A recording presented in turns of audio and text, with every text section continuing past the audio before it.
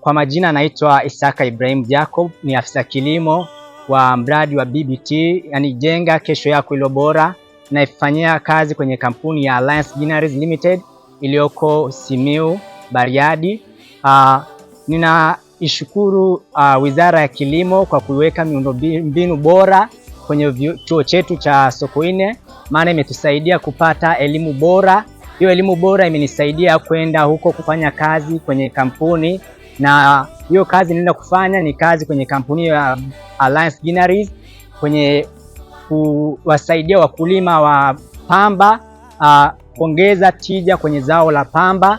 Na kwa kweli zao la pamba limekuwa na tija kubwa tangu walipopeleka mradi huu wa BBT, na kwa miaka miwili ambayo mpango huu umeanza, makampuni mbalimbali yamepata pamba zaidi, kwa sababu elimu hii imetusaidia kwenda kuwasaidia wakulima wa chini kuelewa namna bora ya kilimo bora cha pamba.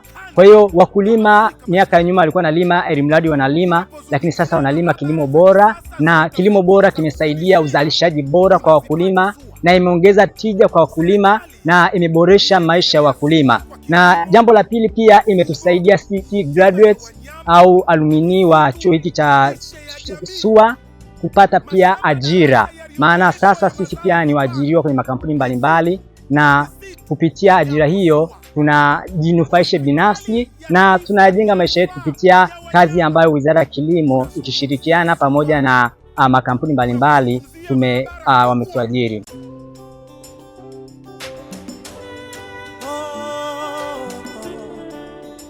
Yeah.